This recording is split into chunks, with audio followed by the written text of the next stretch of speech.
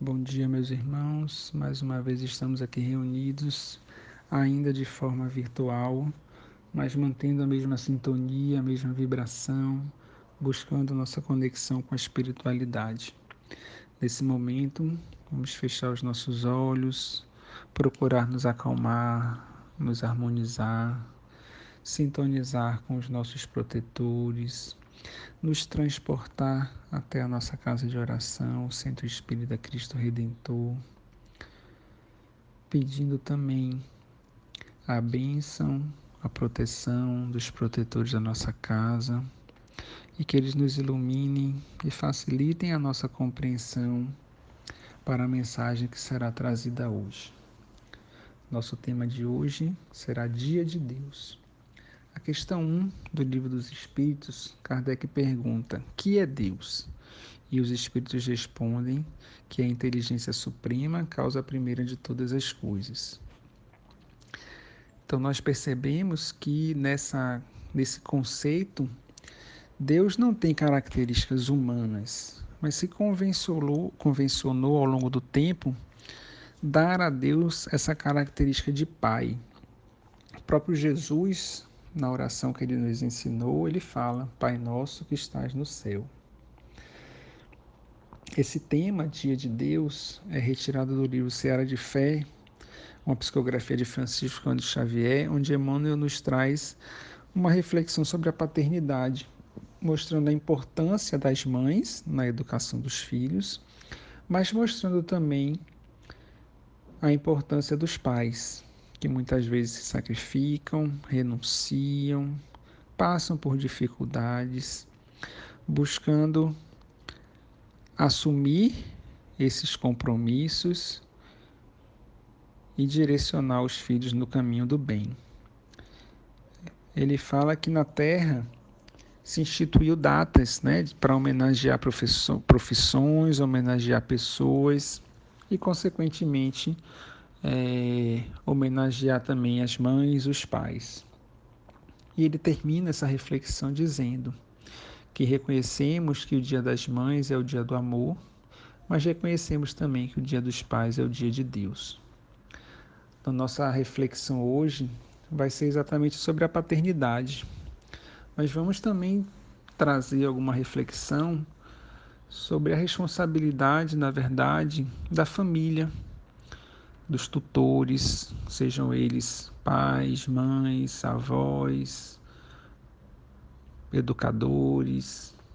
Então, a importância da família no direcionamento desses seres, que nos são confiados. Mas na questão 582, Kardec pergunta: pode-se considerar a paternidade como missão? E os espíritos respondem: sem dúvida é uma missão. É ao mesmo tempo um dever muito grande que envolve mais do que o homem pensa a sua responsabilidade quanto ao futuro. Deus colocou o filho sob a tutela dos pais a fim de que estes o dirijam pelo caminho do bem. E lhes facilitou a tarefa dando à criança uma organização frágil e delicada, que a torna suscetível a todas as impressões. Então é importante a gente perceber o porquê dessa fase da infância, no ser humano, que é uma fase até maior do que em muitos outros seres animais, porque exatamente é nesse período que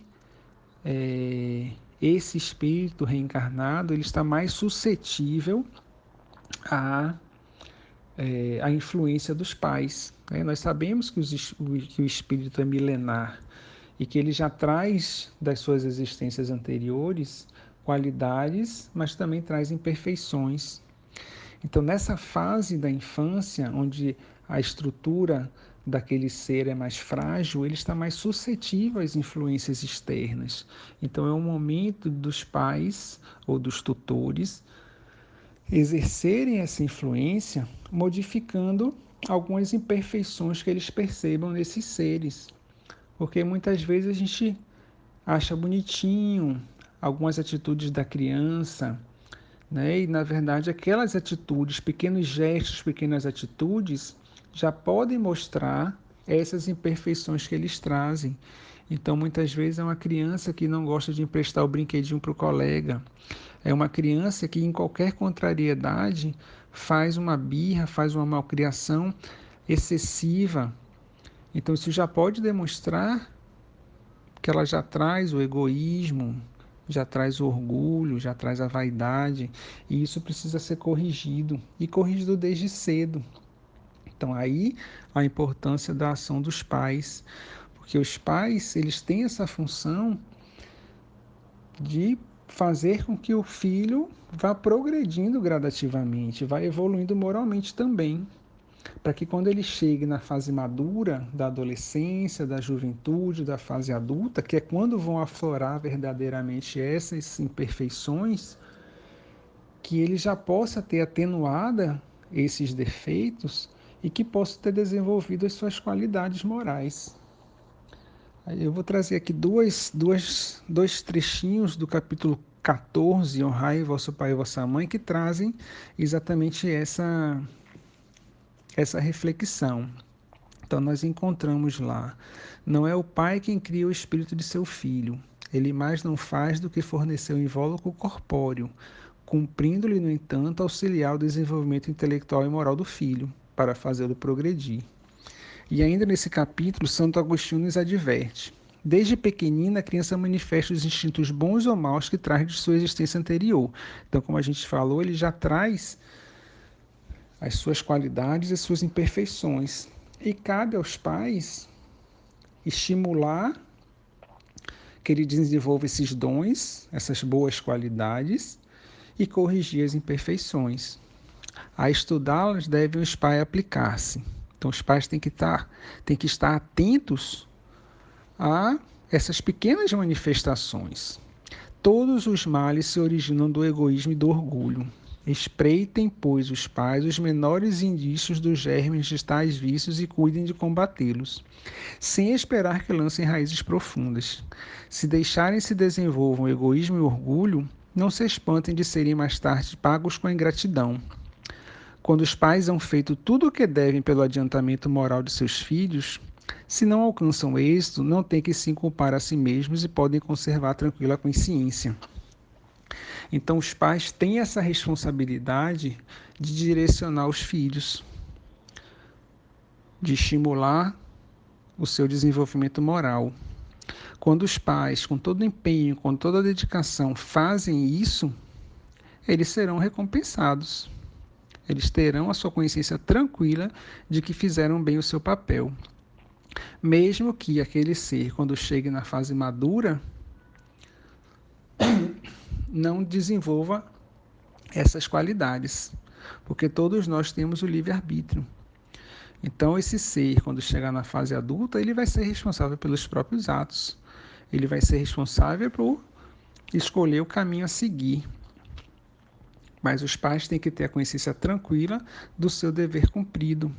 Então, continuando a questão 582, os espíritos trazem: se este vier a sucumbir por culpa dos pais, sofrerão os genitores as consequências dessa queda, recaindo sobre eles o sofrimento dos filhos na vida futura, por não ter feito tudo quanto deles dependia para que o filho avançasse na estrada do bem.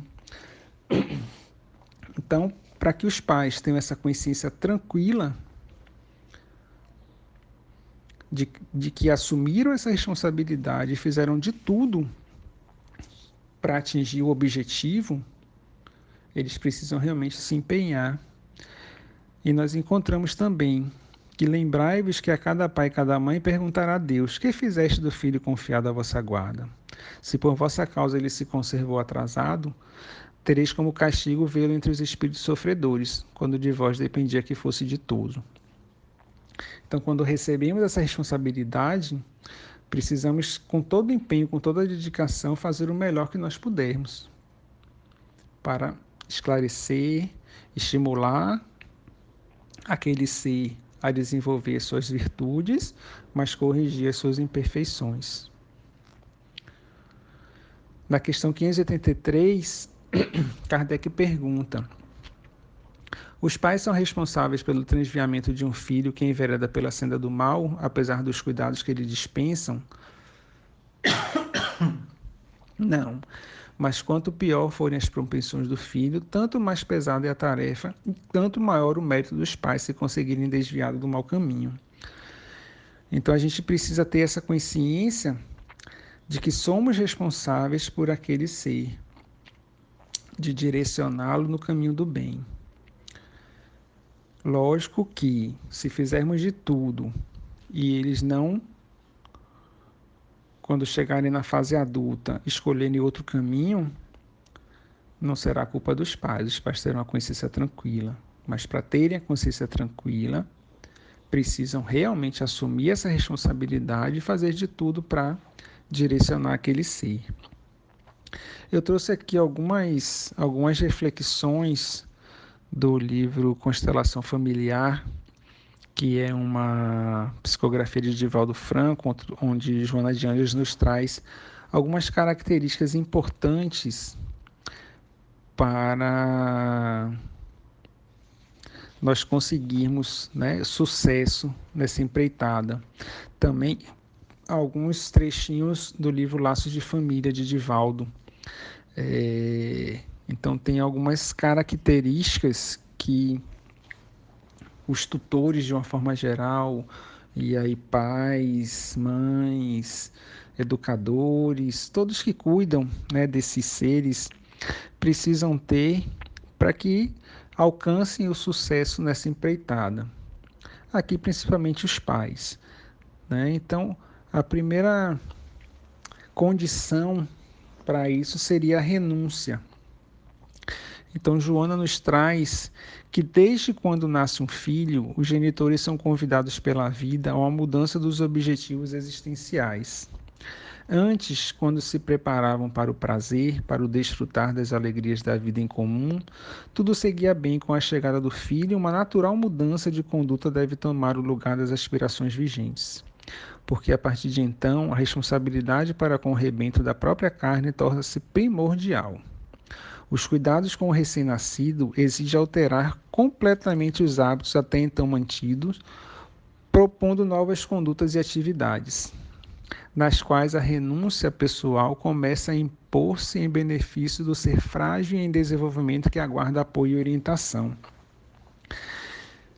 Então, muitas vezes, quando nós nos propomos a assumir essa responsabilidade da paternidade, da maternidade, precisamos renunciar. Muitas das coisas que nós fazemos quando não temos filhos, vamos deixar de fazer depois que esses filhos nascem. Isso é natural. Não é um sacrifício, né? Porque nós assumimos, nós pedimos essa condição.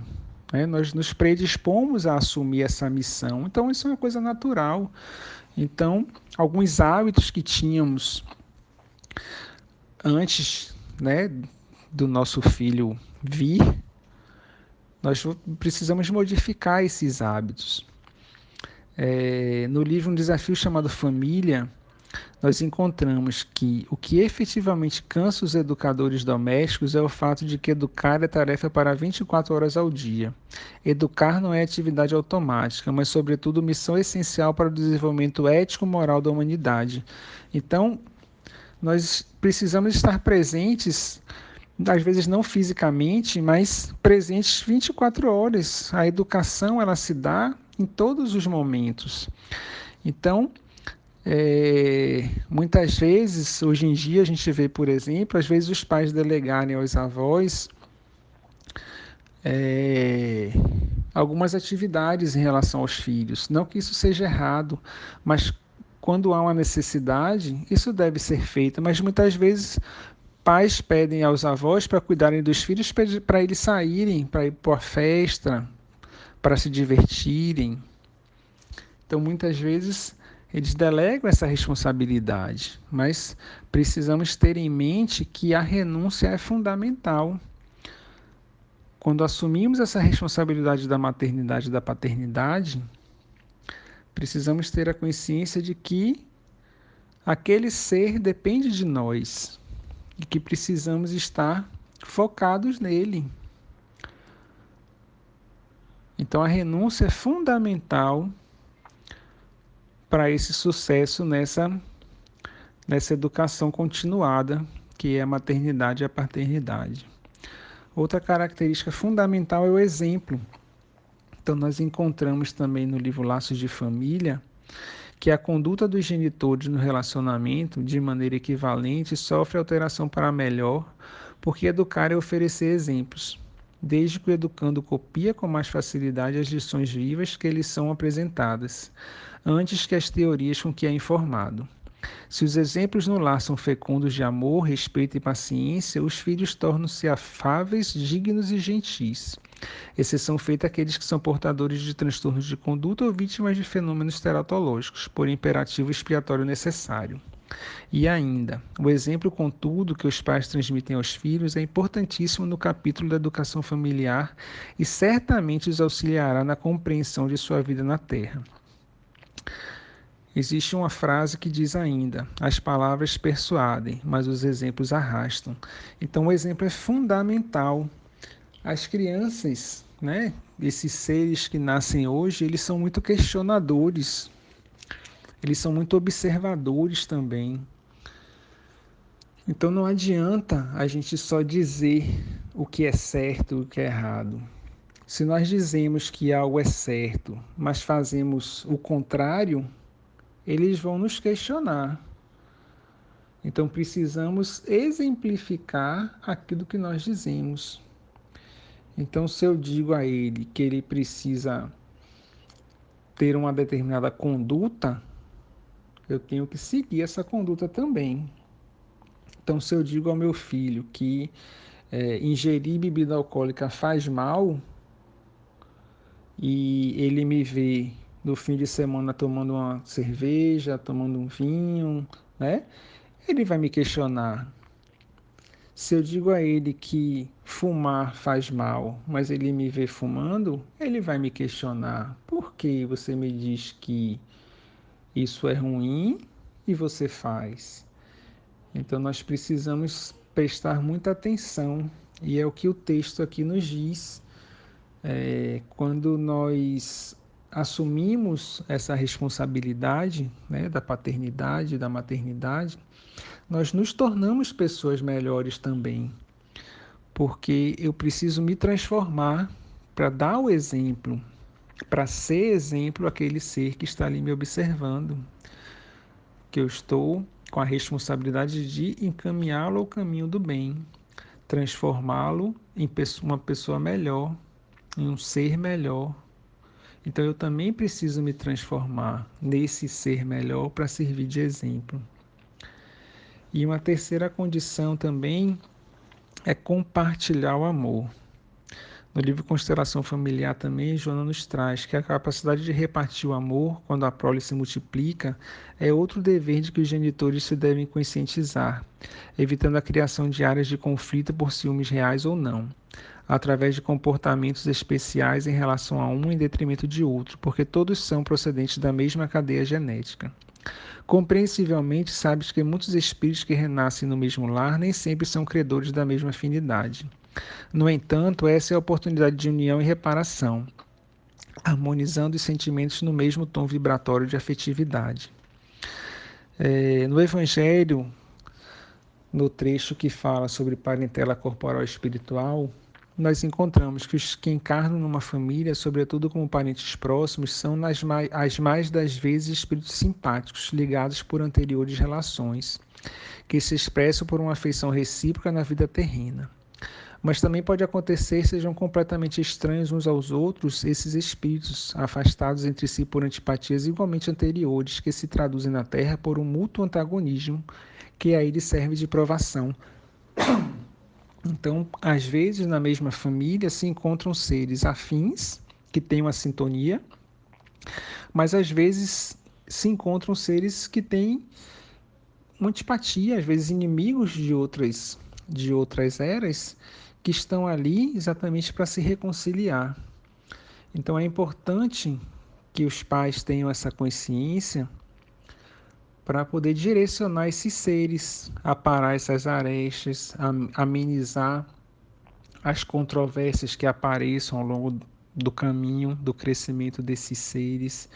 Então, esse compartilhamento do amor entre todos da mesma família também é fundamental.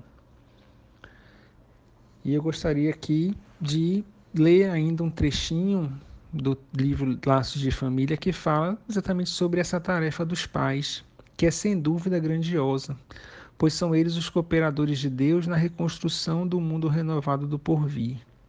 Essa tarefa que incumbe aos tutores dos filhos no lar pode ser comparada ao semeador que semeia a boa semente. Então, nesse mês que estamos comemorando o mês da família, né, que o encontro da família se aproxima, é importante termos essa noção da importância dessa tarefa dos pais, da tarefa da família, da tarefa dos educadores, a construção de um mundo melhor, de um mundo mais solidário, de um mundo mais fraterno, em que as desigualdades sejam diminuídas, em que as diferenças sejam atenuadas, em que não haja preconceito de qualquer forma, de raça, de religião. Então é fundamental que os pais e os educadores, os tutores de uma forma geral, lancem essa semente nesses seres que estão aí e que vão crescer e constituir uma nova sociedade, para que essa sociedade seja mais justa.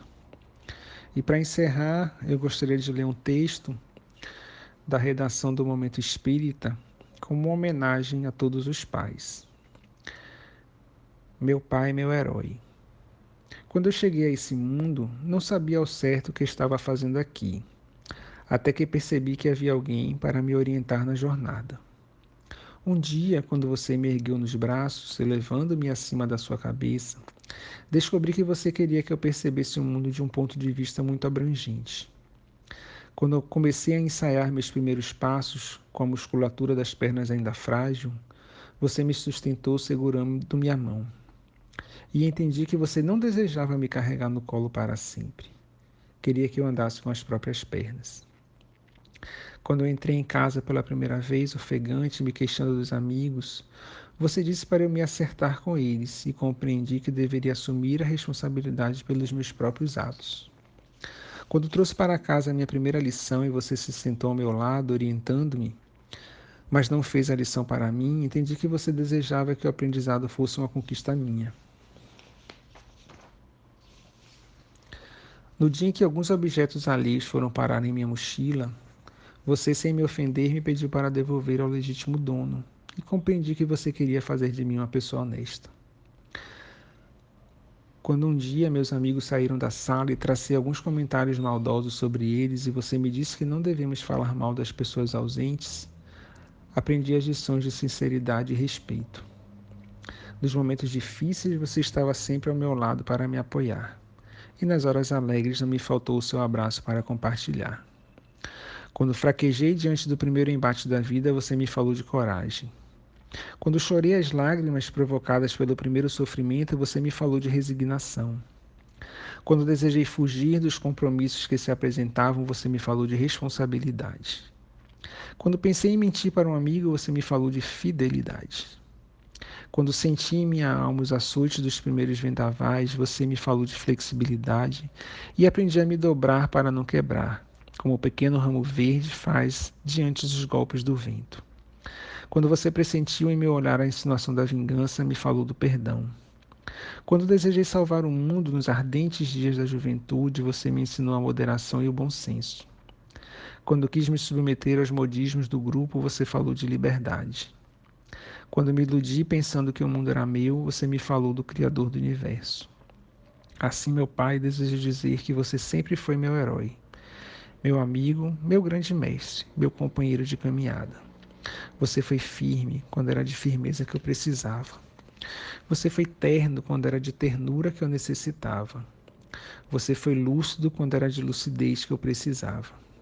Quando eu cheguei a esse mundo, não sabia ao certo o que estava fazendo aqui, até que percebi que alguém para me orientar na jornada. Hoje eu sei claramente o que estou fazendo aqui, porque você, meu pai, fez mais que apenas me orientar. Você caminhou ao meu lado muitas vezes, me seguiu de perto outras tantas e andou à minha frente muitas outras, deixando rastros de luz como diretrizes seguras que eu pudesse seguir. Hoje eu sei bem o papel que me cabe na construção de um mundo melhor, porque isso eu aprendi com você, meu grande e admirado amigo. E quando eu vejo tantos jovens perdidos, sem rumo e sem esperança, vagando entre a violência e a morte, eu peço a Deus por eles, porque é bem possível que não tenham tido a felicidade de ter um pai como você. E peço a Deus por você, papai, meu grande amigo.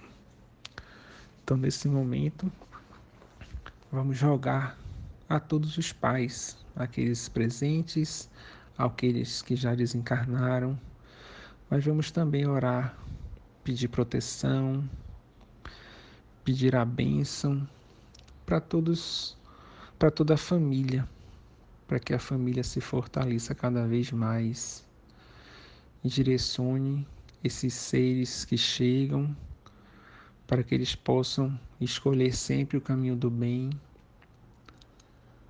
e construir um mundo melhor, uma sociedade mais justa, mais digna, em que as pessoas possam se ajudar, em que as pessoas possam cooperar, que Jesus possa nos abençoar, abençoar nossa família, abençoar todos os pais, abençoar o encontro da família que está chegando, que tenhamos uma semana de paz, de harmonia, de tranquilidade. Muita paz, meus irmãos, que assim seja.